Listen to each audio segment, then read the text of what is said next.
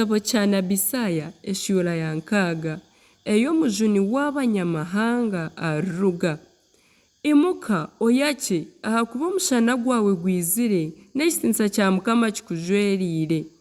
Ahakuba reeba omwirima guryashweka ensi, omwirima ndindindi gushwekye amahanga, konka Mukama ryakuturukiraho n'ekitiinisa kye kikurebekereho. Amahanga garyija omu mushana gwawe n'abagabe omu kumurinkana kw'okuturuka kwawe. Imusya amaisho gawe omagamagye oreebe boona nibateerana nibiija ahari iwe, batabani bawe baryija barugye hare, n'abahara bawe biije bakiikirire omu mikono. Obwo nibwo orireeba okashemuuka, omutima gwawe gukagurukaguruka gukashemererwa, ahabw'okuba obwingi bw'ebirikuruga omu nyanja buryagarukira, obutungi bw'amahanga bukwizire.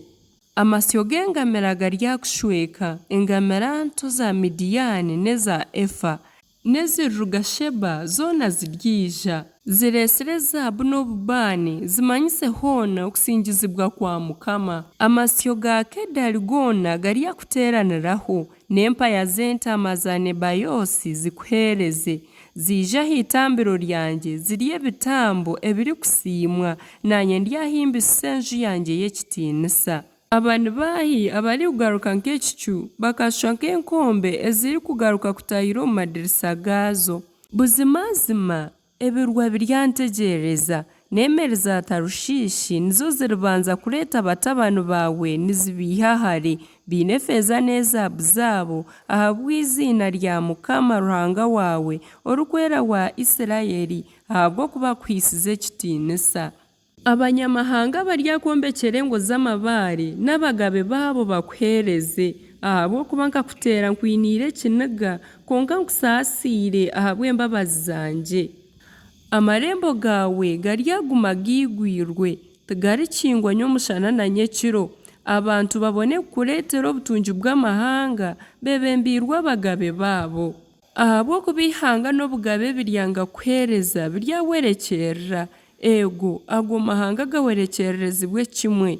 Ekitiinisa kya Lebanoni kiryakwizira, emyererezi, emiberooshi n'emiti ya Shuri okushemeza omwanya gwangye ogurikwera, kandi omwanya oguntamu ebigyere byangye ndyagugira ogw'ekitiinisa. Batabani b'abaabire nibakuhata baryija nibakwinamira, n'abaabire nibakugaya baryajumara aha bigyere byawe, bakweta orurembo rwa Mukama, Sayuni y'orikwera wa Isirayiri. N'obwolaabe wasigirweho okangwa okabura ow'okurabamu, ndyakuhindura ow'ekitiinisa ebiro byona okukira abandi boona, ow'okushemererwa nk'oku obusinge burigyenda nibwihihana. Oryanywa amate g'amahanga, onyonke amabeere g'abagabe, kandi oryamanya kunyowe Mukama ndi omujuni wawe, omucunguzi wawe ow'amaani owa Yakobo. Omwanya gw'omuringa ndyaleeta zaabu, omwanya gw'ekyoma ndeete efeeza, omwanya gw'ebiti ndyatamu emiringa, n'omwanya gw'amabaare ntemu ebyoma. Obusinge nibwo ndigira abareeberezi bawe, kandi okwihikirira nikwo ndigira abarikukolesa. Eitima tiririgaruka kuhurirwa omu nsi yawe, n'obukwakuba okuherekyereza n'okumaraho. Kureka engo zawe oryazeeta kujunwa, n'amarembo gawe ogeete kuhimbisa. Eizooba tiririgaruka kukwakira omushana, okumurinkana kw'okwezi tikurigaruka kukwakira. Kureka Mukama niwe omushana gwawe gutahwaho, na Ruhanga wawe akaba ekitiinisa kyawe.